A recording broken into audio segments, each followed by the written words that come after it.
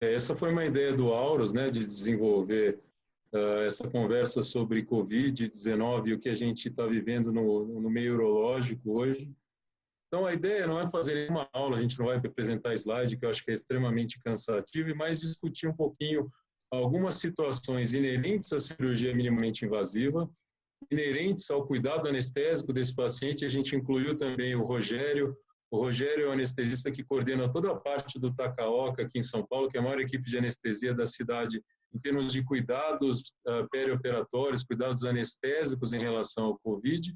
Eles também estão contribuindo na UTI do Einstein, no cuidado desses pacientes, então acho que ele tem bastante a contribuir em cuidados no momento da anestesia, no momento da intubação desses pacientes. Então, a gente estruturou para falar um pouquinho de cuidados intraoperatórios, anestésicos e cirúrgicos, mais especificamente de cirurgia minimamente invasiva, e depois a gente pode discutir um pouco quais são os procedimentos que precisam ou podem ser postergados nesse momento, dado o momento que a gente vive da crise em cada uma das regiões. Então, a gente tem a participação do Auros, do Pedro e do Rômulo, que estão em regiões diferentes, talvez em momentos diferentes da crise, né? E vai ser bastante interessante ouvir um pouco de cada um a experiência atual. O Rômulo pode falar um pouquinho da gestão que ele tem feito na Redditor também no Rio de Janeiro. Então, acho que vai ser uma conversa bastante interessante. A ideia não é ficar apresentando slides. Se tiver alguma coisa específica, a gente pode compartilhar a tela para discutir. E acho que a gente pode começar, então. Não sei se você quer falar alguma coisa, Auros? Não, boa noite a todos. Primeiro, eu gostaria de agradecer o Rafael, o Rômulo, o Rogério, o Pedro Romanelli, todos que estão participando dessa discussão. Então, nesse momento, a gente realmente está passando por um tempo, acho que único na história do mundo. Acho que nos últimos 100 anos a gente não passou por uma pandemia como essa, talvez com o advento do HIV na década de 80. Realmente foi um período de muitas incertezas, e hoje, mais do que tudo, todos os protocolos estão sendo mudados em questões de dias, horas. Às vezes no mesmo dia você tem 2 ou 3 protocolos numa mesma instituição, e assim é muito bom essa troca de conhecimento entre países que já passaram por essa primeira fase aguda do coronavírus. E aqui dentro do Brasil nós temos que olhar como uma grande Europa. Na verdade, o estado do Maranhão, por exemplo, é maior do que a Itália. Então, no Brasil, nós não temos que ver o Brasil como um único país. São vários países e vão ser várias curvas em momentos diferentes, como o Rafael falou. Em São Paulo está num momento, Fortaleza está em outro, Manaus está em outro, Piauí está em outro, Rio de Janeiro e outro, e assim por diante. Eu acho que vai ser realmente é muito importante essa troca de conhecimento, essa troca de experiências, e é muito importante a gente ter em mente que as decisões de hoje podem não ser boas decisões daqui a uma semana, quando a gente olha para trás. O que nós temos que ter em mente é que nós devemos sempre estar atualizados e fazer o nosso melhor. Então, obrigado a todos. Eu acho que a gente vai começar agora com o Dr. Rogério Barbosa, que é anestesista da Takaoka, como o Rafael falou, trabalha no Einstein, na UTI do Einstein. Vamos ver o que ele tem para nos falar hoje. Pessoal, boa noite. Agradeço a oportunidade. Sem dúvida, nós estamos vivendo um momento ímpar aí na história da medicina, e temos, na verdade, um grande desafio, né? Como o Auros mesmo disse, diariamente 2, 3 novos protocolos surgem com novas informações. Isso é algo que agrega do ponto de vista de conhecimento, mas também confunde, já que tem informações diversas e muitas vezes não todas alinhadas em relação aos cuidados que temos que ter com os nossos pacientes e com a nossa equipe, que é primordial para que a gente possa fazer esse atendimento. Felizmente, a gente tem, nos últimos anos, uma gestão da Sociedade Brasileira de Anestesia que vem capitaneando ações, alinhando o conhecimento científico com as sociedades americanas e europeias, e eles estão produzindo para toda a sociedade brasileira de anestesia informações bastante pertinentes e em bastante alinhamento com o que tem de mais novo em relação ao cuidado do ponto de vista anestésico.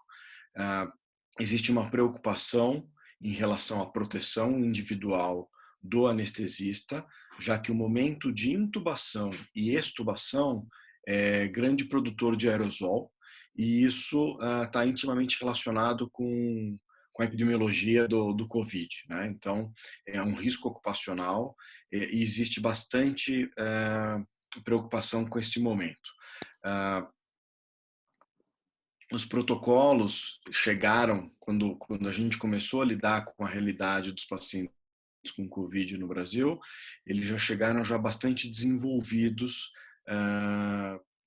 em relação à proteção. Então, a sociedade brasileira colocou alguns guias em relação ao material e aos procedimentos. Acho que não vem ao caso eu aprofundar, já que a maioria do público aqui é urologista, mas sim cabe vocês conversarem com a equipe de anestesia dos respectivos lugares, porque é algo que, além das informações em relação aos cuidados, existe uma necessidade de fazer adaptação diante do cenário que a sua cidade está vivendo. Então, os protocolos eles não são únicos e eles precisam ser modulados diante da realidade. Então, cidades que ainda não estão tendo casos não precisam ter o mesmo nível de cuidado e proteção do que cidades que estão no meio do caos epidemiológico, no pico, por exemplo, da curva.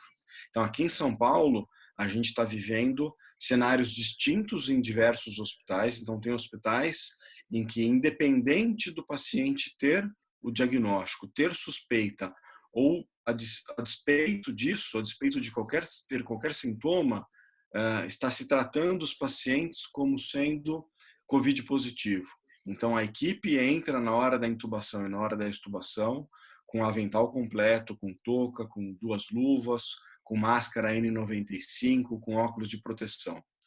E, ao mesmo tempo, você tem hospitais também na cidade de São Paulo que não adotaram essa mesma política e só colocam isso para situações onde há o diagnóstico ou pelo menos a suspeita, onde o que a gente está fazendo, na verdade, é o uso de proteção de óculos de segurança, avental impermeável, 2 luvas e a intubação preferencialmente com o videolaringoscópio. Isso porque você acaba criando menos aerosol e tem menor exposição da equipe. Se possível, na hora da intubação e na hora da extubação, com o menor número de pessoas possíveis na sala de cirurgia. Então, existem algumas ações que a gente pode fazer para tentar minimizar o risco da equipe, aumentando a segurança de todos e para que a gente possa tratar os pacientes. No Einstein, especificamente, está se testando todos os pacientes que vão para cirurgias eletivas, se possível 48 horas antes, para que você consiga ter, na hora da cirurgia, se o paciente tem ou não tem o Covid, já que muitos pacientes são assintomáticos e a gente não consegue ter essa certeza antes do momento da cirurgia se você não fizer o teste objetivamente. Mas isso é apenas um hospital que está fazendo, isso não é a realidade da grande maioria dos hospitais, nem dos cenários por aí pelo Brasil. Rogério, deixa eu fazer. Estão me ouvindo ou não? Sim, pode falar. É a recomendação que no momento da intubação toda a equipe cirúrgica saia da sala de cirurgia e fique só o anestesista e o auxiliar. Isso é um consenso na sociedade de anestesia? Não, isso não é um consenso. A sociedade não coloca isso como algo recomendado quando você não tem paciente com Covid positivo.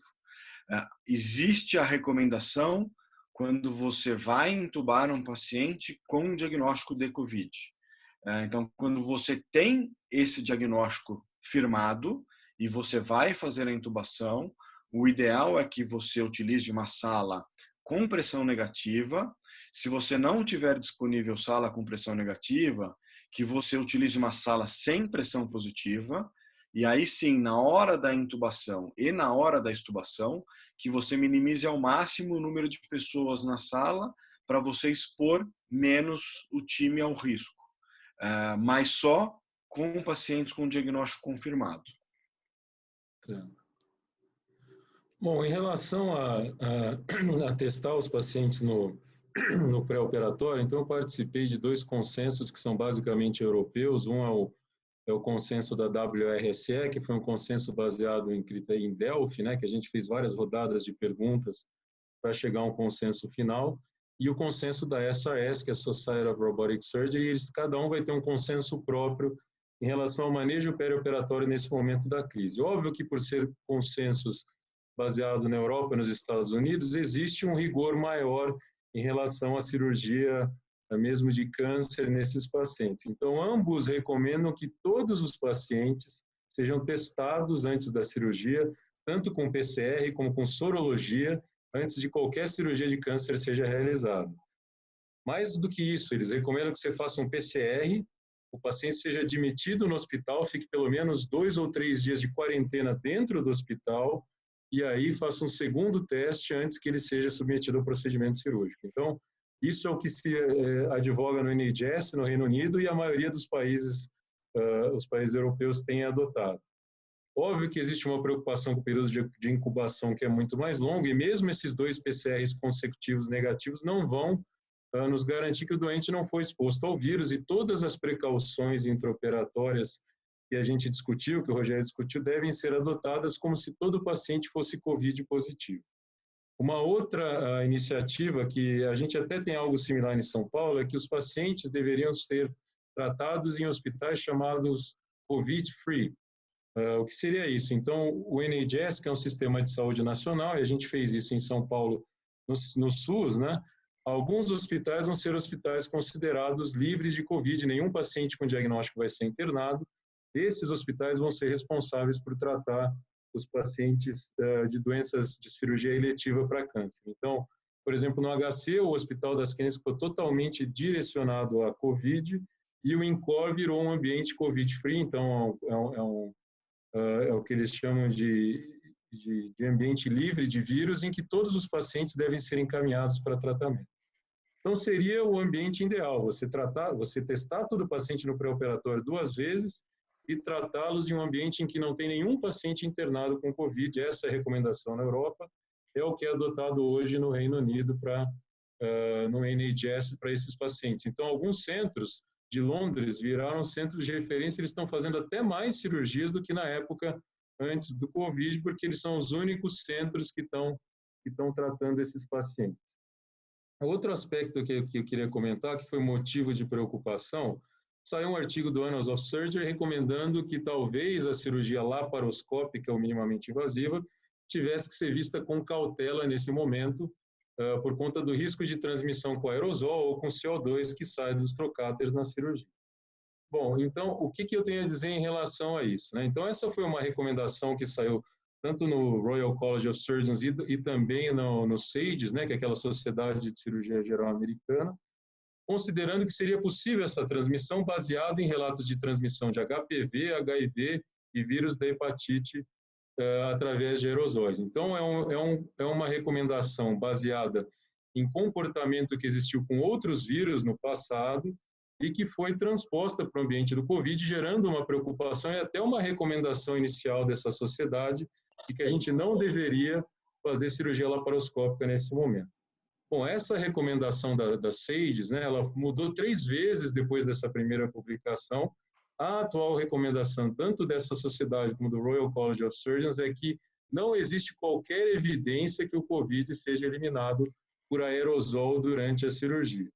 E por que não existe essa evidência? Então, os relatos são relatos antigos de transmissão desses 3 vírus que eu falei. Esses 3 vírus, eles estão na corrente sanguínea com frequência na maioria dos pacientes que são infectados. Se a gente olhar a literatura de COVID, e tem a maior série delas, foi publicada no JAMA algumas semanas atrás, que é uma série japonesa, japonesa não, chinesa, com 205 pacientes, eles avaliaram o COVID nas fezes, no sangue, no escarro, enfim, em todos os espécimes que a gente podia ver com PCR, para tentar identificar a presença do vírus. Menos de 1% dos pacientes têm PCR positivo para COVID no sangue. Então, não é um vírus que está na corrente sanguínea como HIV, hepatite C, gerando uma preocupação menor em relação à criação de aerosol ou uso de cautério no intraoperatório, que isso possa gerar a eliminação do vírus no CO2.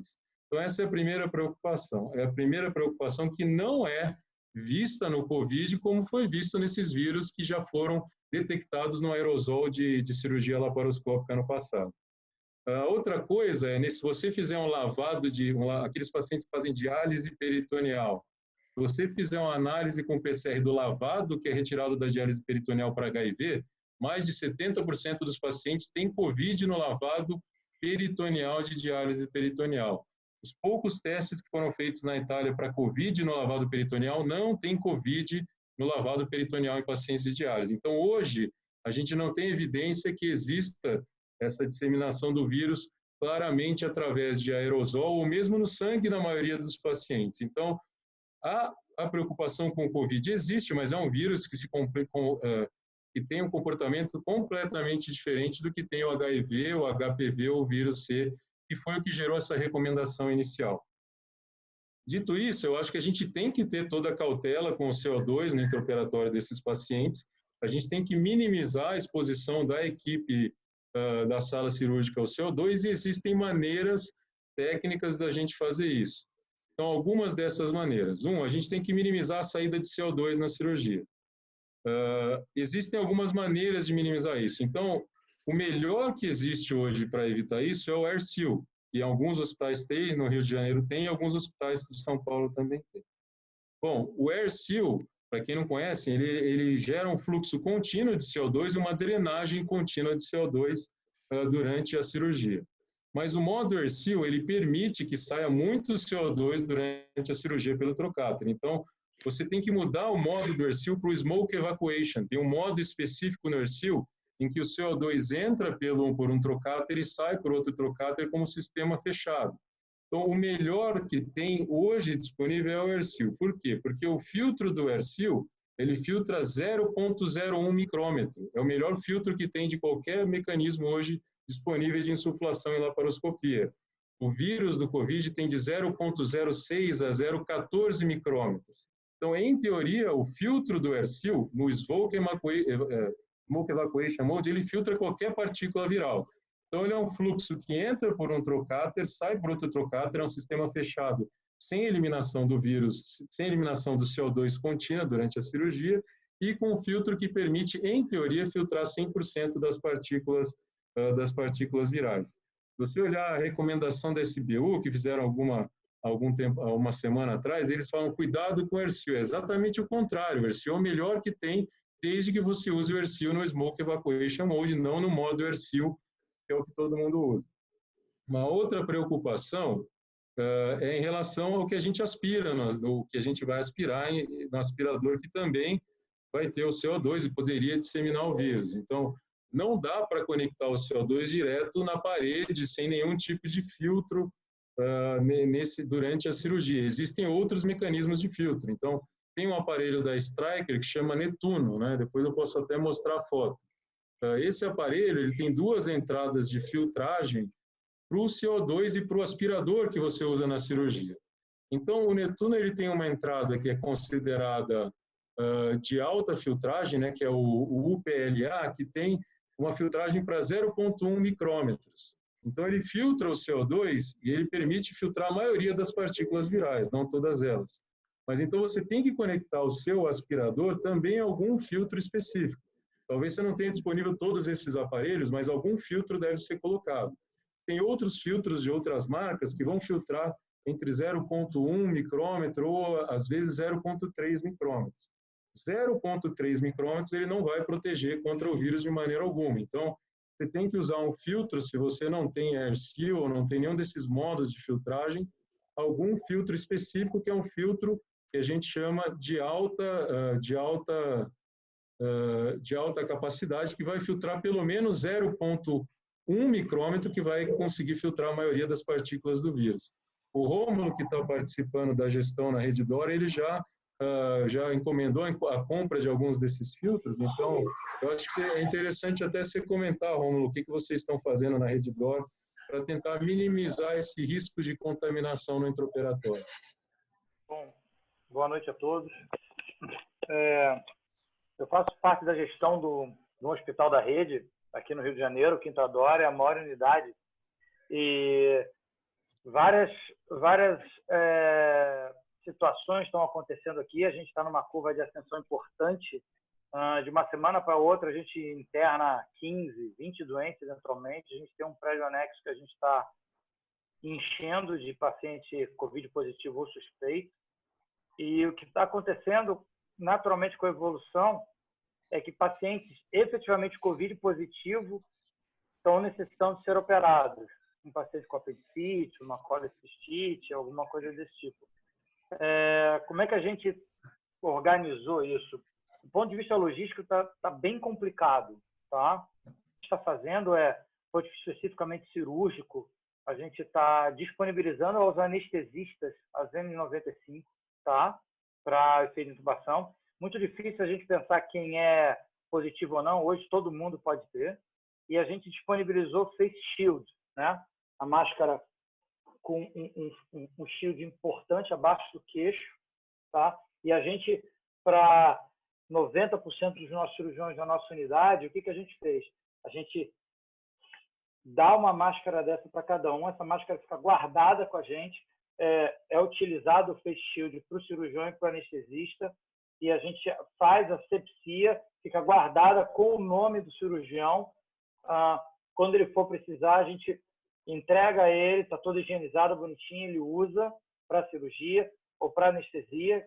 Sobre o procedimento, a gente rehigieniza, porque ela é multiuso. As N95 não, as N95 a gente despreza. A N95 especificamente para endoscopia, CPRE, procedimento endoscópico que a gente está fornecendo livremente, tá? Isso é uma das preocupações que a gente tem. A gente isolou 2 salas no nosso centro cirúrgico e a gente comprou filtros EPAs portáteis. Então, essas salas têm filtro EPA para poder filtrar o ar. É um filtro extremamente interessante. Ele não tem saída. Ele fica filtrando o ar constantemente e ele dá um sinal se o ar está com uma boa qualidade de partícula ou não.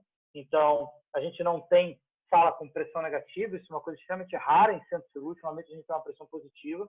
Então, a gente tenta manter o mínimo de pressão possível e utiliza o filtro EPA dentro da sala. A gente comprou, se não me engano, 7 ou 8 filtros EPAs portáteis. A gente usa em vários CTIs, a gente usa nas salas cirúrgicas. Então, com isso, a gente tenta minimizar a questão da aerosolização. Sobre a questão do filtro de partículas, exatamente o artigo que o Rafael Coelho comentou, foi muito relacionado que ele pode ficar na fumaça, né? Em função da fumaça do monopolar e do bipolar, pode gerar um aerosol. Há muita discussão sobre isso, mas a gente, para evitar qualquer situação, a gente comprou um filtro da PEL que justamente se conecta na saída de um dos trocados. Eu vou compartilhar a tela com vocês e tem exatamente o filtro para vocês verem. Vocês estão conseguindo ver? Ótimo. O que acontece aqui? O filtro, tá? Tem várias modalidades do filtro. Pode ver aqui, ó, ele tem uma capacidade de remover quase 100% de 0,2 micrômetros, o que classifica dentro de uma segurança adequada. Tem algumas imagens, vocês podem ver aqui, ó, o filtro, ele é colocado na saída de um dos trocáteres. Então, a gente tem um dos hospitais só da rede no Rio de Janeiro, tem o Ercil, os outros não têm, os outros são trocados, são insufladores normais. O que a gente tem feito é instila por um, deixa todo mundo fechado e deixa um aberto. Isso gera um fluxo contínuo de CO2, tá? O que minimiza as saídas, as perdas eventuais que a gente tem, e ele consegue, isso aqui é descartável, terminou a cirurgia, a gente fecha a lacra e joga fora. seu filtro está disponível para o Brasil inteiro, custa R$350. A gente entendeu que era uma manobra adequada, a gente comprou alguns. Óbvio, não tem para todo mundo. Cada vez mais a gente vê que esse problema do Covid é um problema muito mais logístico, eu diria, do que propriamente saúde, porque os doentes que vão ao CTI, boa parte sai, a letalidade, podendo dar um suporte adequado, não é tão alta, mas é como se batesse um ônibus a cada meia hora na emergência. A gente não tem logística para suportar isso. Então, a gente está tentando manter isso para quem é Covid positivo. O nosso hospital é um hospital de larga massa, um hospital muito grande. A gente tinha mais ou menos quase 90 e tantos CTI, semi-intensivas e CTIs. Então, assim, a gente é um hospital com Covid. A rede está disponibilizando 2 hospitais no Rio de Janeiro Covid-free, da mesma forma que a gente está observando em outros países. Então, nessa história, é uma política de testar a equipe, testar o paciente, testar a equipe de enfermagem, a equipe de suporte, os colaboradores semanalmente dentro do hospital. E a gente consegue, como rede, fazer uma troca com hospitais que têm pessoas que já estão livres do Covid. A gente consegue trazer para dentro dessas unidades pacientes que são IgG positivos. A gente tem muita dúvida ainda se o fato de ser IgG positivo confere uma segurança ou não. A gente está dando preferência aos PCRs negativos. A gente tenta fazer uma troca de colaboradores dentro das unidades, tentando manter o máximo possível 2 das nossas unidades Covid negativo, justamente para quê? Para que os casos que são urgência, câncer, toda essa situação, a gente possa deslocar para esses locais. Os pacientes, em caso de emergência, são testados com um teste rápido sorológico, que em 2 horas sai o resultado. Se ele for positivo, a gente desloca para uma unidade que tem Covid e, se não, a gente permanece nessa mesma unidade. Então, assim, o que eu vejo, a gente tenta fazer todas essas manobras para minimizar a situação, mas o grande problema hoje da gestão é demanda. A gente está com muito medo do tamanho que a coisa vem. Está crescendo de forma tranquila, começando a chegar nas periferias. Eu tenho conversado com o Marcos, um colega nosso que está online também, falando sobre Fortaleza, problema muito grave em Fortaleza. São Paulo está explodindo, a gente está com alguns hospitais municipais um pouco mais cheios, e a gente está naquela expectativa, parece que é o repuxo do tsunami, né? É uma calma que preocupa. Eu acho que a gente tem que esperar um pouquinho ainda para ver o tamanho do problema. Essas são as manobras que a gente está fazendo para tentar minimizar e garantir a segurança dos nossos colaboradores. Então, é isso. Eu queria fazer um comentário assim que me chamou muita atenção na tua fala, assim, que você disse que a letalidade não tem sido tão alta aqui no Brasil ainda, e eu acho que grande parte, porque a nossa curva veio bem depois, então a gente já tem uma experiência grande da Espanha, da Itália. Conversando com uma amiga essa semana que está em Madrid, ela falou, na primeira semana a nossa letalidade era 20% dos pacientes internados vinham a óbito.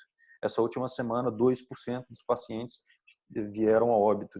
Então, assim, uma coisa que é o que a gente estava conversando, que o Rogério chamou bem a atenção, os protocolos vêm se adaptando, vêm mudando todo dia, e isso tem conferido melhores resultados.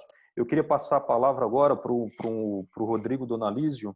O Rodrigo, ele é urologista, ele é certificado, trabalha em Denver, na Universidade do Colorado, e ele pode falar, acrescentar um pouco aqui o que eles estão fazendo diferente, qual que é a perspectiva, parece que já está chegando num platô lá. Depois eu queria passar a pergunta para vocês, tanto no Rio, São Paulo e Minas, com o Pedro Romanelli, para saber qual a expectativa deles. Assim, acho que está se aproximando do pico, isso vai demorar um pouco, que também foi uma pergunta do Rodrigo Valença, que está aqui online, um médico oncologista. E no final, quando a gente terminar as discussões, a gente passa para as perguntas que estão sendo feitas aqui no chat, para a gente comentar todas. Rodrigo. Olá, boa noite. Obrigado pela oportunidade de participar com vocês, discutir Aqui a gente começou um pouquinho antes do Brasil em termos de começar a ver os primeiros casos. O Colorado é um estado relativamente pequeno se comparado com Nova York ou com New Jersey, onde a gente está vendo a maioria dos casos. Então, quando os casos começaram a aumentar aqui nos Estados Unidos, a reação foi literalmente de pânico. Eles pararam tudo, fecharam o hospital e começaram a preparar para uma catástrofe como a gente está vendo em Nova York. Então, pararam todas as clínicas, pararam todas as cirurgias eletivas e começou um planejamento para um sistema de guerra. Então, tentando montar como seria para atender os pacientes de emergência, transformaram o andar da cirurgia geral todo em UTI, compraram um respirador, então aumentou para 150 vagas de UTI no hospital. E o tempo foi passando, as coisas ficaram só para cirurgia de urgência, cancelaram todas as eletivas, e o tempo foi passando e a gente foi vendo que não chegou ao ponto que eles esperavam. Os casos aumentaram, os pacientes foram aparecendo no hospital. Hoje, em um dos hospitais, a gente tem em torno de 120 pacientes COVID positivos, 60 na UTI, metade entubada. No outro, tem 60 pacientes, 40 na UTI, em torno de 20 entubados. Mas a quantidade que era esperada não aconteceu. Então, o hospital também começou a pedir para os departamentos a fazer um plano para quais tipos de cirurgia poderiam acontecer e quais deveriam acontecer. Porque quando a gente pensa em urgência, a gente está pensando naquele paciente que vai morrer, precisa operar em 24 horas, um séptico, alguma coisa do tipo. Mas os casos oncológicos ou até mesmo de cálculo com stent que já estavam há muito tempo, a gente começou a desenvolver algum tipo de protocolo para tentar colocar esses casos de uma forma segura. Nosso maior problema tem sido o teste, não tem como testar todo mundo, então eles estão reservando os testes para os pacientes que estão graves e internados no hospital. Agora o FDA liberou alguns testes rápidos e o hospital está comprando, então em algum dos hospitais da universidade já estão começando a testar esses pacientes pré-operatório, 48 horas antes, e de algum modo, algumas cirurgias que não são nem eletivas, que podem aguardar meses, ou cirurgias que precisam entrar de qualquer forma em um dia, já estão começando a serem agendadas e a serem feitas. Em termos de profilaxia dentro da sala cirúrgica, é muito semelhante ao que o Rafael comentou, ao que acho que o Rogério, o nome dele, comentou. Nós, como protocolo geral do hospital, na hora da intubação, eles estão querendo que todo mundo fique fora por 10 minutos para os aerosóis poderem sedimentar. E o motivo que eles estão argumentando é que existem pacientes assintomáticos, muitos assintomáticos, que a gente não sabe, e por conta de não poder testar, eles acham que não tem mal algum em esperar 10 minutos antes da extubação ou 10 minutos, e também na hora da extubação, o paciente fica por mais 10 minutos na sala. Todo mundo na sala cirúrgica tem que usar a máscara N95. Essas máscaras no começo estavam sendo difíceis de comprar, então eles fizeram uma distribuição racionada e estão coletando essas máscaras após o uso, se você não usar em paciente COVID positivo. Então, um caso lá que você operou, era negativo, guarda a máscara, entrega para o hospital. Eles estão esterilizando com UV e guardando essas máscaras para caso esteja falta, que era um medo que eles tinham no começo, mas hoje os estoques parecem que estão ok, tem para alguns meses máscara, então está guardado, está esterilizado, mas não está usando. O Face Shield também está sendo recomendado principalmente para a equipe de anestesia e para quem está manejando via aérea ou cirurgia torácica, mas está disponível para quem quer usar. Isso também devolve, reesteriliza, usa de novo. E para laparoscopia, cirurgia robótica, eles estão usando o sistema de filtro com AirSeal, no Smoke Evacuator para poder minimizar. O Neptune, que o Rafael comentou, eles usam também tanto para coletar o líquido aspirado quanto a fumaça, e também para cirurgia que, sei lá, um cálculo ou uma ETU de bexiga, para coletar todos esses fluidos e minimizar, espalhar isso na sala. E agora, a gente está tendo reunião diária, tentando estabelecer o como voltar, quando voltar e de qual forma, né? E parece que muito em breve a gente vai começar a voltar. O motivo de ter parado também de forma abrupta foi uma lei estadual que deveriam parar tudo e não poderia fazer mais nenhum tipo de cirurgia ou clínica eletiva.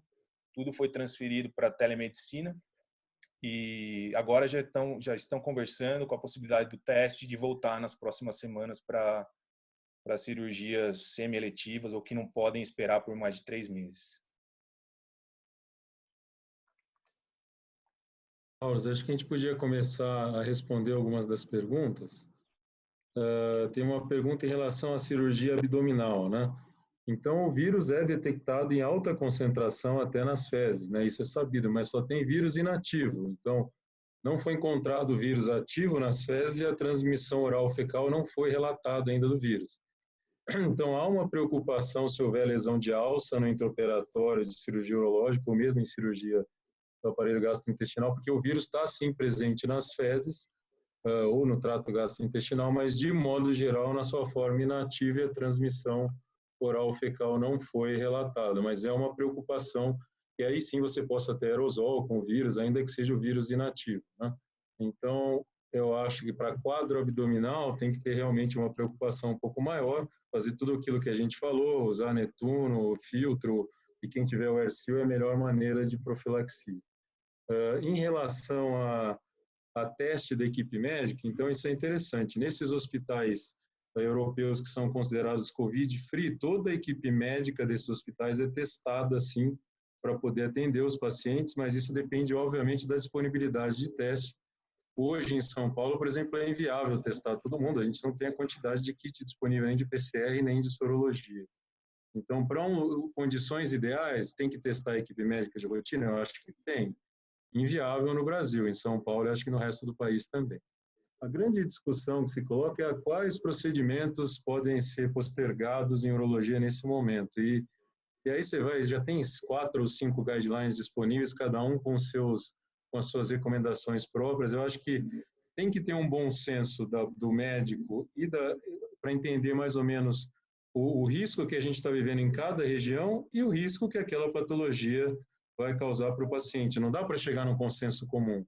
Óbvio que se a gente estivesse na Itália, eu acho que a maioria das cirurgias urológicas tem que ser suspensas. Então, é um ambiente completamente diferente do nosso, que o risco inerente à transmissão e o momento que eles vivem é diferente do que a gente vive no Brasil. Então, não dá para pegar o consenso europeu, transportar para o Brasil e dizer que é a mesma coisa. Então, acho que tem que ter um pouco de bom senso do médico, baseado em cada patologia. Para a gente ter alguma coisa objetiva, o que você precisaria saber? O risco de letalidade e contaminação do vírus na sua região e saber o risco de mortalidade daquela patologia específica para tentar fazer algo mais objetivo, que é obviamente inviável. Eu acho que dá para ter recomendações genéricas. Então, eu acho que tem 2 patologias urológicas que a gente não muda nada no tratamento, que é câncer de pênis e câncer de testículo. Então, esse tipo de câncer no ICESP, o ICESP fez um consenso, que é um hospital público onde eu trabalho, para cada especialidade, tentando determinar quais cirurgias devem ou não devem ser adiadas. Então, câncer de pênis e câncer de testículo tem uma evolução rápida e são doenças de alta mortalidade que, na minha opinião, não tem sentido nenhum postergar o tratamento. Então, nem penectomia, nem linfadenectomia, nem humorquiectomia devem ser postergados por causa do Covid. Linfadenectomia retroperitoneal, o que eu acho? Linfadenectomia pós-quimioterapia não tem sentido nenhum postergar.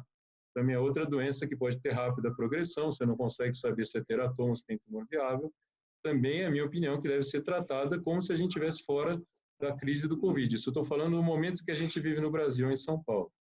Agora, uma linfadenectomia de retroperitônio primária, que você pode comparar com vigilância ou um ciclo de BEP para quem é não seminomatoso ou um ciclo de carpo para quem é seminoma, eu acho que é menor risco um ciclo de carbo ou um ciclo de beta. Então, linfadenectomia primária, eu acho que não tem sentido a gente fazer no cenário atual. Então, essas são duas patologias que, na minha opinião, não tem muito o que mudar na situação, no cenário atual. Se a gente for falar de câncer de rim, então eu li todos os guidelines, tem o brasileiro, o europeu, tem situações claras e situações nebulosas. Então, o câncer de rim com trombo na cava, um câncer de rim T3 ou mais em termos de estadiamento, esses doentes têm mais de 20% de chance de metástase se olhar nas tabelas de tamanho do tumor ou estadiamento e risco de metadistância. Então, também não faz sentido postergar esse tratamento. Assim como pequenas massas renais menores que 3 centímetros, tem um risco muito, muito baixo de metástase a curto prazo. Então, também não tem dúvida que esses doentes T1A podem se postergar o tratamento. A grande dúvida fica no T2, T2A e T2B, que é a classificação atual. Então, algumas séries, se olhar o consenso do IRUS, todo T2B deve ser tratado. T2B é aquele tumor acima de 10 centímetros. Eu também não tenho dúvida que o T2B tem que ser tratado, mas, na minha opinião, T2A, que é entre 7 e 10 centímetros, também precisa ser tratado. Esse é um tumor que, nas maiores séries, tem 15 a 20% de metástase.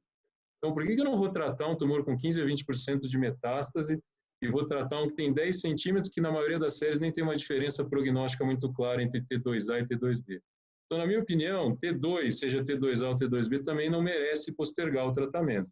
A grande discussão para mim vai ficar no T1B, aquele tumor entre 4 e 7 centímetros, que você pode pensar caso a caso. A minha visão é que T2 deve ser tratado sem postergar o tratamento. Se você for ler os guidelines, mais uma vez eu li todos, ninguém tem dado para isso, nada disso é baseado em evidência, mas há uma controvérsia do que fazer em relação ao T2. Em relação a câncer de bexiga, então o que se tem nos guidelines, né? Então, os pacientes são estratificados em baixo risco e alto risco. Então, alto risco são aqueles com carcinoma in situ, T1, G3, paciente com múltiplas lesões recorrentes mais de 3 centímetros. Esse é o alto risco no guideline europeu. Então, esse é um paciente que você tende a tratar mais precoce. Primeiro RTU num doente de alto risco, acho que tem que fazer também. Uma re-RTU de um paciente que foi incompleta a primeira ressecção, também acho que os riscos são inferiores aos benefícios hoje, entendeu? Então, esses são casos claros para mim. Uma RTU de um doente com tumor T1, TA recorrente de longa data, obviamente você não vai fazer agora. A outra grande discussão é quimioterapia neoadjuvante em bexiga. Isso teve uma discussão no Twitter gigante entre os oncologistas na Europa. A gente deve postergar a quimioterapia neoadjuvante ou fazer a quimioterapia neoadjuvante no cenário. Então, a linha de alguns oncologistas é que o tratamento do doente é a quimioterapia. O que devia ser postergado é a cirurgia. Então, essa foi a linha de um oncologista do Reino Unido.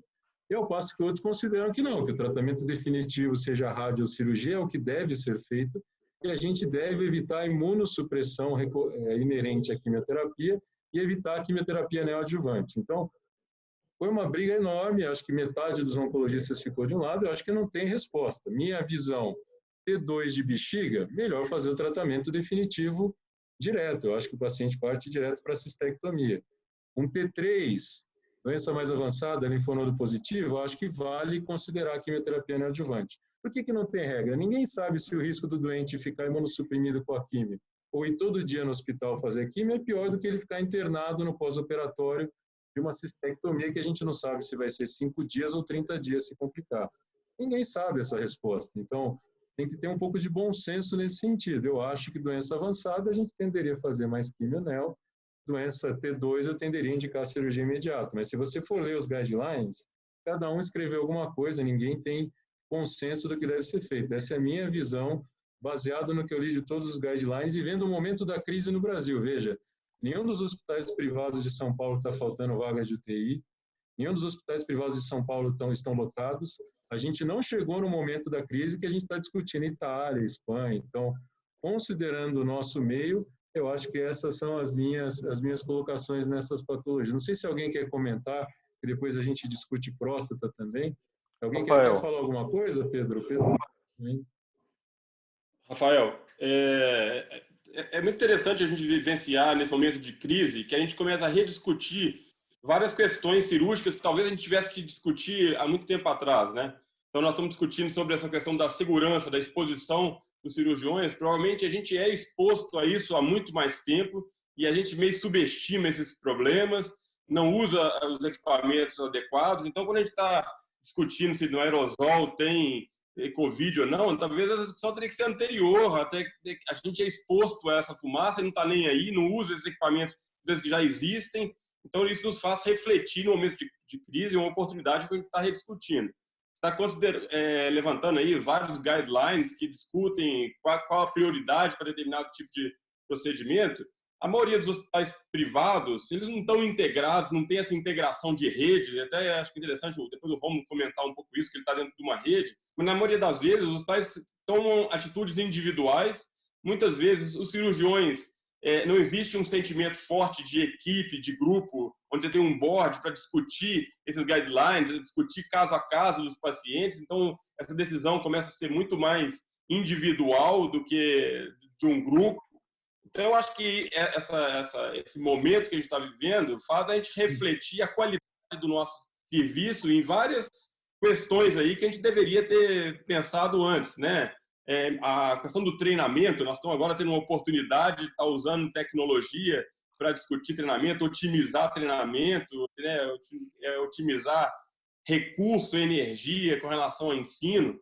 Então, isso também levanta um outro canal aí daria uma discussão da noite toda aí, né? Como é que a gente vai discutir treinamento em cirurgia minimamente invasiva nesse momento, qual é o papel dos residentes, enfim. Tem várias questões dentro da cirurgia que eu acho que são interessantes da gente estar refletindo, né? Aqui em Belo Horizonte essa onda ainda não chegou, né? A gente está vivendo uma situação ainda de uma falsa calmaria, mas o que eu vejo ainda é que se no sistema público você tem os problemas de recurso, mas você tem um pouco mais de integração, por exemplo, para tentar definir um hospital Covid-free, que pela experiência de outros colegas no mundo, parece ser uma solução interessante. Aqui, como você vai fazer isso dentro da rede privada? Cada hospital quer tentar salvar a sua situação econômica, porque os hospitais também estão passando dificuldade no momento de esvaziamento e onde os procedimentos que gera recurso para o hospital sumiram, né? Enfim, eu acho que são alguns desafios aí que a gente tem que pensar nesse sentido de melhorar o nosso atendimento, a estrutura de equipe, enfim.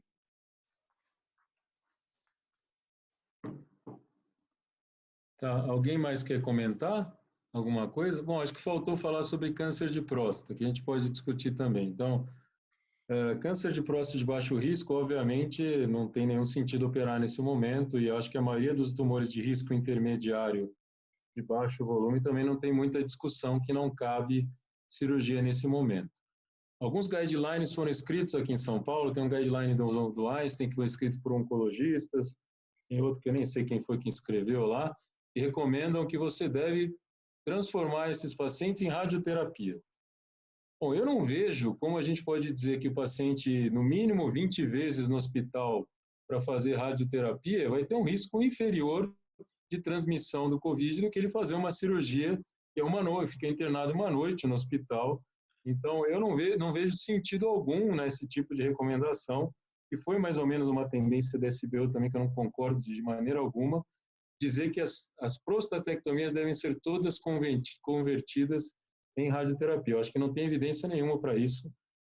No sírio-libanês, de fato, as radioterapias de próstata estão sendo postergadas. Então, a não ser casos específicos de tumores de alto risco, todas as outras radioterapias de próstata foram suspensas. Então, esse tipo de recomendação, eu não acho que vale a pena a gente mudar todos esses pacientes para rádio, mas eu acho que, claramente, cirurgias de risco intermediário e baixo podem ser postergadas. Óbvio que aí vai ter uma questão de ansiedade do paciente, de riscos e benefícios que você vai ter que discutir com cada um deles. A outra questão é o tumor de alto risco. Acho que existe alguma tendência da gente operar nos próximos meses. Então, essa é uma outra grande discussão. Se olhar o guideline europeu, ele divide cirurgia que tem que ser agora, cirurgia que pode esperar 6 semanas e cirurgia que pode esperar 3 meses. Ninguém sabe quando vai acabar a crise. Então, como é que eu vou dizer para o paciente, essa cirurgia dá para esperar 3 meses, daqui 3 meses está num pico maior de crise, eu vou falar, bom, agora tem que operar na pior fase da crise. Então, acho que esses casos a gente tem que discutir caso a caso, entendeu? Então, eu acho que alto risco tem algum racional para ser operado de uma maneira mais precoce. A outra discussão que se colocou, e também cada consenso de uma maneira, então eu participei de 2 consensos. Esse do WRSE, eles recomendaram bloqueio hormonal para o paciente de alto risco e postergar a cirurgia. Já o guideline europeu, ele considera o quê? Você dá um bloqueio hormonal para um alto risco que vai ser operado, não tem nenhuma evidência de benefício, e há evidências de malefícios e efeitos colaterais do bloqueio hormonal. Então, o guideline europeu não recomenda qualquer bloqueio hormonal para postergar a cirurgia. Para eles, o alto risco ou é operado dentro de 6 semanas, ou você converte em radioterapia e transforma em bloqueio hormonal mais rápido. Mas bloqueio hormonal neoadjuvante no guideline europeu não é uma recomendação atual. No cenário de Covid, né, o guideline específico deles para cenário de Covid. Então, essas são algumas discussões que cada um vai ter que ter com o seu paciente. Eu, honestamente, estou operando câncer de próstata de alto risco, não há nenhuma contraindicação de nenhum dos hospitais de São Paulo quanto a isso. E a gente tem feito isso baseado em uma discussão de riscos e benefícios com o paciente. Foi perguntado se deve ter um termo de consentimento específico na época Covid. Eu acho que tem que ter. Então, a gente já fez alguns consensos, isso no público, a gente tem termos de consentimento específico para Covid. Eu acho que é interessante que se faça. É uma iniciativa que devia partir ou do hospital ou da sociedade, como a SBU tem um tipo de termo de consentimento. Então, eu acho que é interessante pensar em consentimentos específicos nessa fase. O que é interessante do bloqueio hormonal, que eu queria lembrar, a gente sabe que o vírus entra na célula, 2 dos receptores utilizados ao receptor é a enzima, né, que é a enzima conversora de angiotensina. Então, tem uma grande preocupação se os inibidores de ECA eles pioram ou melhoram o quadro do COVID, né? E claramente uma das principais portas de entrada do vírus na célula é a enzima conversora de angiotensina. Então já se pensou, se a gente der inibidor de ECA, vai melhorar o vírus? Só que a primeira coisa que o vírus faz quando entra na célula é bloquear, fazer um down-regulation da ECA. Então ele entra, ele usa para entrar, mas depois ele faz um down-regulation e talvez ao dar o inibidor de ECA piore ainda mais o quadro. Então ninguém sabe qual é o impacto do inibidor de ECA nesses pacientes. Mas houve um editorial grande do New England só para discutir inibidor de ECA nesses pacientes. A recomendação atual é não suspender inibidor de ECA em quem tem COVID. Mas outra porta de entrada é aquela enzima, é aquela proteína TAMP2, que a gente sabe, eu nunca sei falar, alguém sabe falar esse negócio? É aquela que é do câncer de próstata metastático, é uma das proteínas que é importante em transformar o doente resistente à castração. Então é interessante que o vírus usa essa mesma proteína para entrar na célula. Então, a gente sabe que quando tem uma mutação, uma translocação ERG-TAMP2, eu não sei falar em português essa porcaria, isso predispõe a gente a ter um doente resistente à castração. Bom, o vírus usa essa mesma proteína para entrar na célula do humano. Então, a gente sabe que ao usar um bloqueador hormonal ou um análogo, in vitro, em rato já foi feito, o análogo parece ter um efeito positivo contra o vírus, né?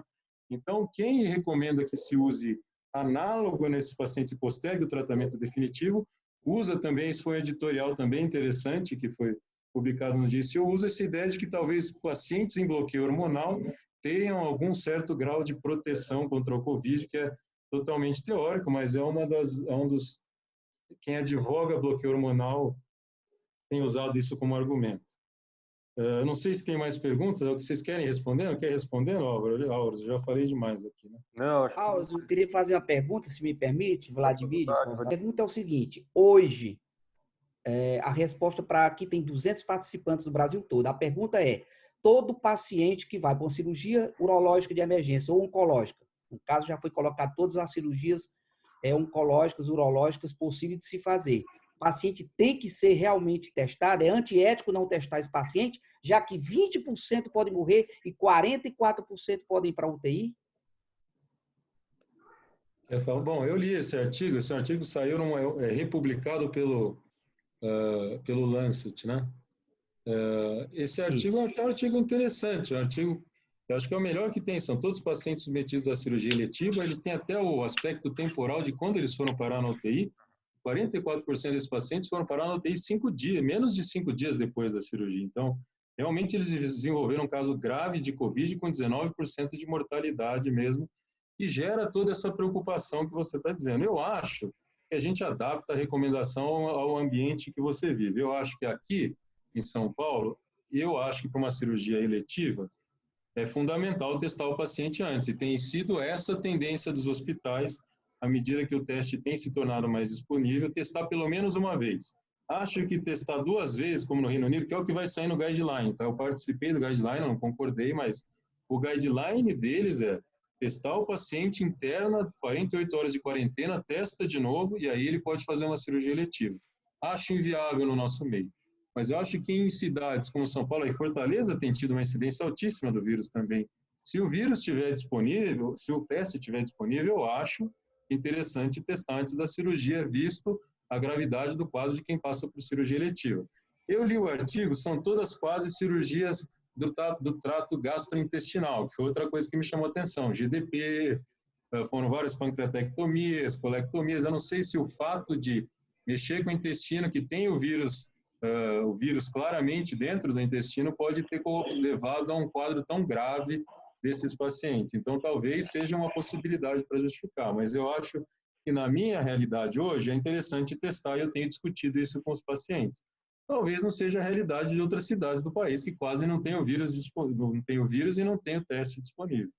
Mas, pensando em termos legais, eu acho que é interessante oferecer o teste para o paciente antes.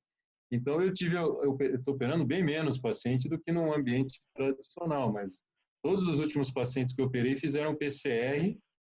O que eu fiz? Como eu não tenho como internar, deixar de quarentena o paciente no hospital, nenhum hospital autoriza isso, eu testei, esperei 1 semana do teste para ver se ele não desenvolveu nenhum sintoma e fiz assim depois do PCR. Então, acho que é uma estratégia menos custosa do que tem sido recomendado na Europa, mas acho que é interessante para o meu meio hoje. São Paulo é uma das cidades com maior incidência e maior mortalidade do vírus no país. Talvez não seja para todo mundo no país, acho que é uma questão de bom senso.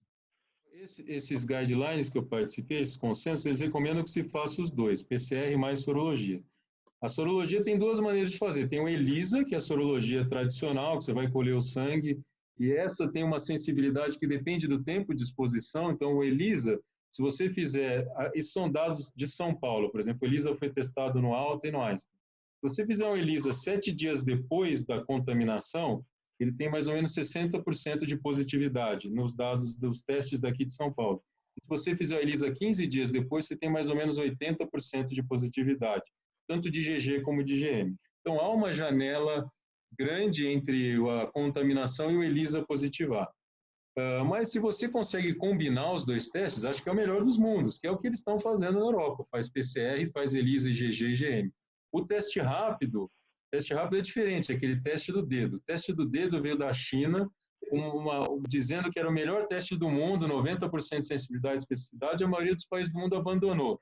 Reino Unido e Espanha jogaram no lixo. Por quê? A sensibilidade é baixíssima desse teste rápido.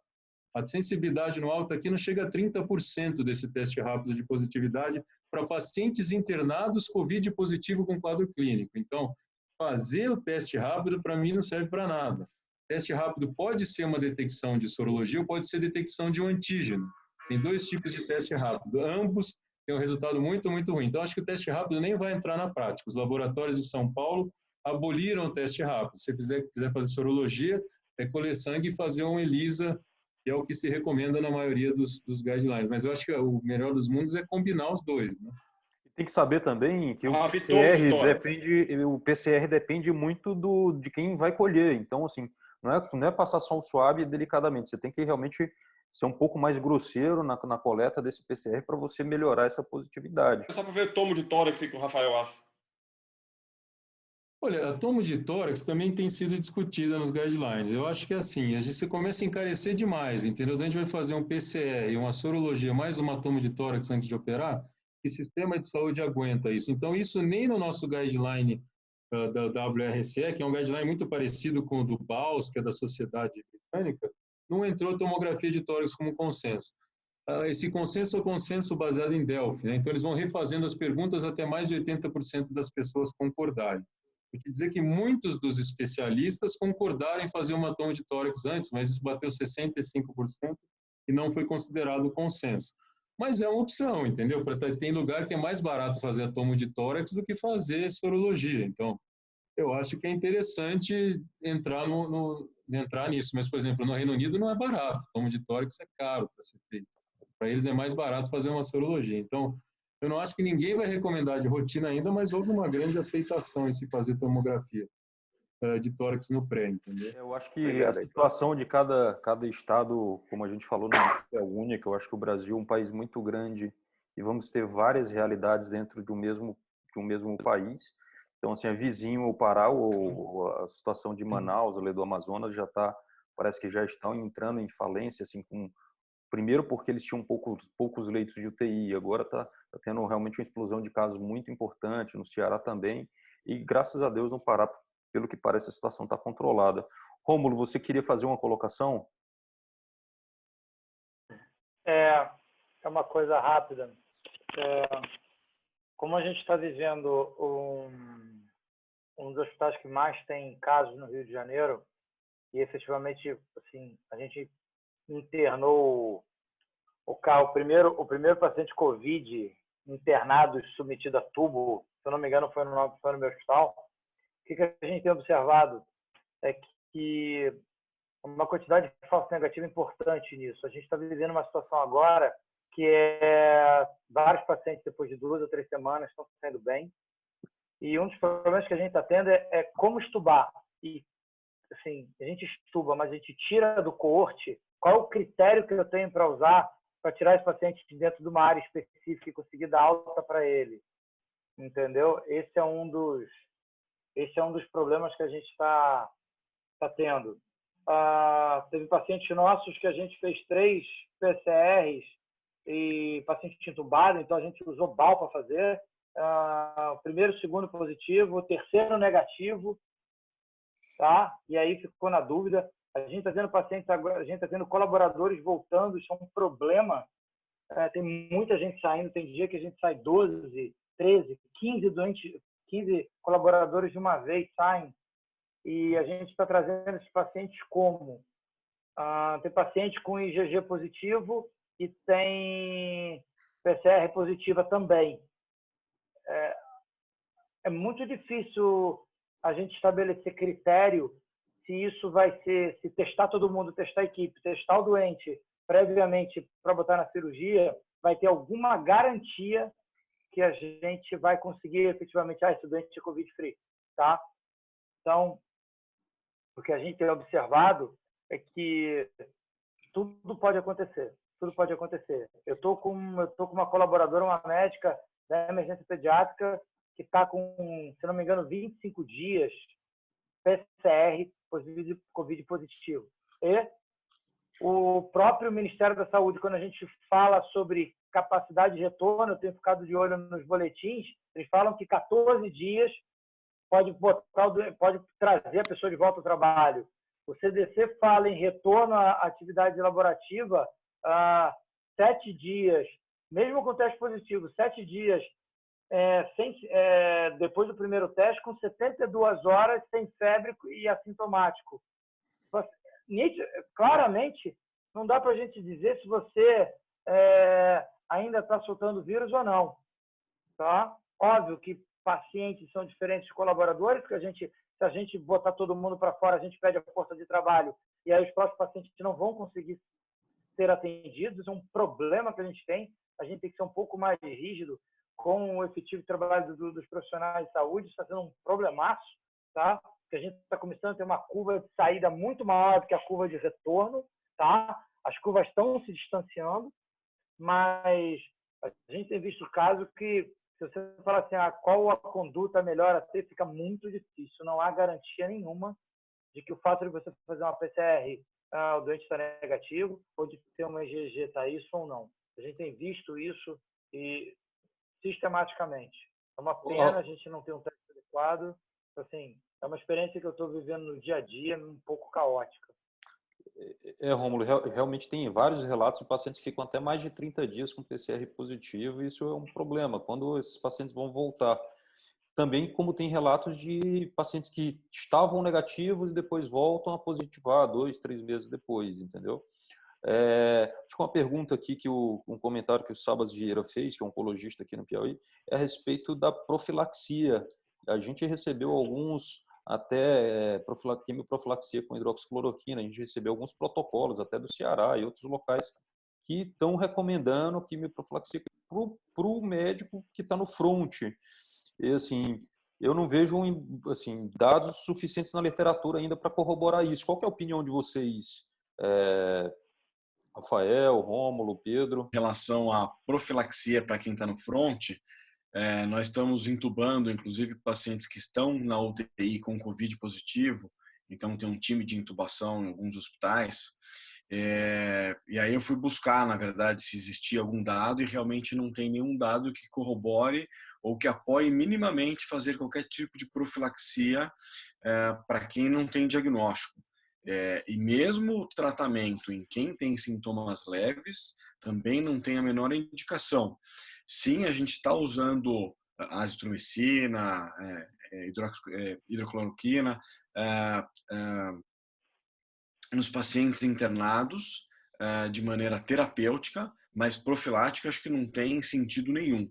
Boa parte desse trabalho que foi divulgado, que os pacientes estavam recebendo cloroquina através de telemedicina sem diagnóstico, acho que depois, quando a gente for olhar retrospectivamente isso como ciência, isso vai ser algo como uma piada. Acho que o Hildebrando e depois o Marcos Flávio quer falar alguma coisa. Pode ficar com a palavra, Hildebrando. Falar um pouco sobre a situação que a gente vive em Fortaleza, né? Vocês têm acompanhado na mídia. Aqui, realmente, nós estamos aí com mais de 1.200 casos, com mais de 120 mortes, e o nosso sistema público ele tem enfrentado sérios problemas, tem começado a faltar leito, principalmente leito de terapia intensiva e com respirador. Diante desse cenário todo, alguns hospitais aqui, não da rede privada, mas da rede pública, eles adotaram a estratégia de proibir cirurgias por vídeo, por conta do risco de maior teórico de disseminação e de contaminação da equipe, enfim. Eu queria saber se, na realidade de vocês, isso aconteceu em algum hospital e se vocês veem algum sentido nisso. Isso é absurdo. Isso não tem nenhum embasamento, não tem nenhuma recomendação de sociedade mais nesse sentido. A que teve, no dia seguinte já foi mudada, não tem nenhum embasamento científico para isso. Não tem nenhuma evidência que o aerosol do elétrico na cirurgia aberta também não causa o mesmo nível de dispersão, caso o vírus estivesse presente, do que numa cirurgia laparoscópica. Então, não tem nenhuma evidência nesse sentido. Não dá para bloquear a cirurgia laparoscópica e todos os seus benefícios baseado nesse tipo de coisa que é baseado em relatos de casos de outros 3 tipos de vírus. Não tem o vírus no sangue na maioria dos pacientes, como eu falei, a maioria dos estudos não mostra, menos de 1%. O que se tem são recomendações que a gente não discutiu, usar menos cautério, menos tempo de cautério. Então, quem faz Prostaté e não usa Hemoloc, talvez esses tivessem parado de operar nessa fase. Quem não usa Hemoloc, até para de operar, porque é uma porcaria isso. Mas é o barbecue. A recomendação é não usar ultrassônico na medida do possível, que produz bastante aerosol, e evitar o uso de cautério por muito tempo. Então, são esses tipos, mas não há nenhuma recomendação de qualquer sociedade mundial para parar de fazer laparoscopia. Isso não tem nenhum embasamento. Rafael, não sei se você viu um estudo que tu estava falando do percentual na corrente sanguínea. Tem um estudo, não sei se, eu acho que o público-alvo foi pacientes transplantados, que chegou a ter 15% da presença. Isso é só de transplante de rim na Itália. Então, então assim, o melhor, daí foi a preocupação, exatamente.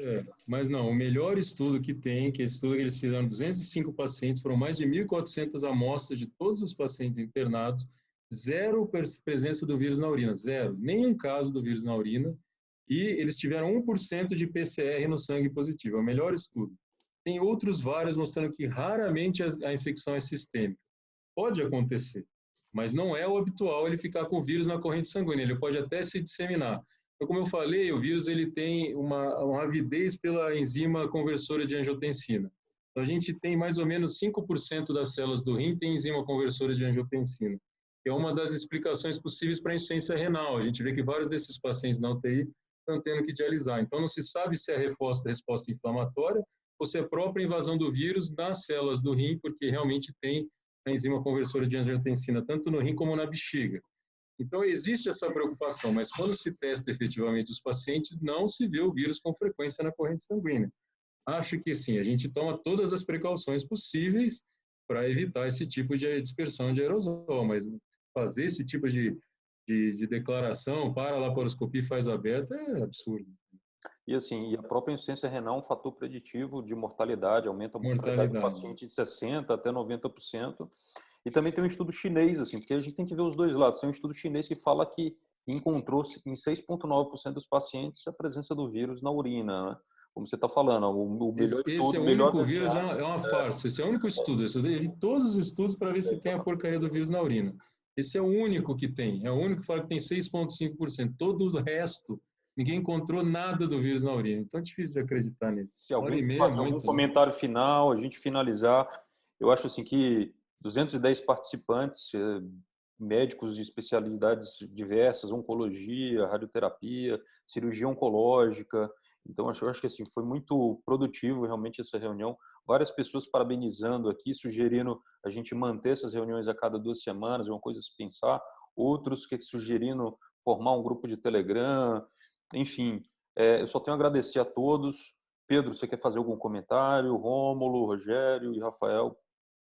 Não, acho que foi parabéns aí pela iniciativa. Eu acho que dá vontade mesmo de a gente estar atualizando esses dados, porque as realidades vão mudar de uma forma muito rápida mesmo, e são realidades muito são situações muito diferentes em cada parte do país. Então, no Brasil é como se fosse a Europa. Então, vocês tem situações totalmente diferentes. Às vezes vocês estão falando de uma realidade em Fortaleza e São Paulo, eu fico achando, poxa, aqui não está acontecendo nada, mas é uma questão de tempo mesmo, é 1, 2 semanas que vai dar de diferença. Acho que a gente tem que se preparar mesmo, acho que reforça a mensagem dessa questão da cirurgia minimamente invasiva, que ela não é um problema em si. Eu acho que essas discussões que foram levantadas fazem a gente discutir sobre segurança na cirurgia como um todo, mas o Rafael colocou bem aí, de que isso não tem nem evidência nenhuma de que isso aumente, muito pelo contrário, os benefícios da laparoscopia ou da cirurgia robótica fazem com que esse paciente fique menos no hospital, fique menos exposto, tenha um trauma cirúrgico menor, enfim, todas as vantagens que a gente está cansado de saber. Mas a gente tem que estar atento a esses cuidados todos também, que o Rafael já colocou, de evitar vazamento, pneumo na menor pressão possível, sempre que possível esses dispositivos aí de evacuação de fumaça devem ser utilizados, enfim. Acho que a gente tem que estar atento a essas coisas de segurança que a gente deveria ver sempre, porque a questão de aerosol em cirurgia, fumaça em cirurgia, a gente subestima esse problema como um todo, assim, né? Mas, enfim, parabéns aí pela iniciativa. É muito bom ver colegas do Brasil todo envolvidos no problema. E parabéns aí. Um abraço. Pedro Capalbo quer falar, né? Pedro, obrigado por participar aí. Eu que agradeço. Muito parabéns pela iniciativa aí, doutor Auro, doutor Rafael, doutor Rômulo, doutor Pedro, e todos que participaram. Muito legal a gente que é de fora da indústria poder acompanhar esse tipo de debate. Eu tenho participado pessoalmente de alguns de outras especialidades também. Confesso que esse foi o mais longo e o mais que teve quórum. Então, parabéns. Acho que, do ponto de vista de indústria, de importação, a gente tem enfrentado alguns desafios também nesse cenário de Covid que nós estamos enfrentando. A gente tem algumas perspectivas de mercado que eu acho bacana a gente compartilhar nas próximas discussões, a gente poder também compartilhar com vocês um pouco disso. E eu acho muito bacana, acho que o Dr. Pedro bem comentou, acho que os cenários devem mudar muito nas particularidades em cada uma das regiões do país nas próximas semanas. Então, quero colocar a gente à disposição para poder apoiar esse tipo de discussão. Eu acho que é uma maneira de estar todo mundo conectado, todo mundo na mesma página. E, novamente, parabéns aí pela iniciativa. Bom, a gente podia encerrar, né, Auros? E talvez a gente programe outras, mudar o tema, enfim, acho que foi bem proveitoso para compartilhar a experiência. A gente podia fazer outros temas, outras reuniões como essa. A gente conseguiu reunir mais de 200 urologistas aí do país, acho que foi muito proveitoso. Não, sem dúvida. Rômulo e o Rogério, eu queria agradecer ao Rogério, anestesista aí, que veio colaborar conosco. Pedro, Rafael, mais uma vez, obrigado e uma boa noite a todos. Eu acho que vamos descansar, que amanhã a luta continua. Grande abraço. Tchau. Tchau, tchau.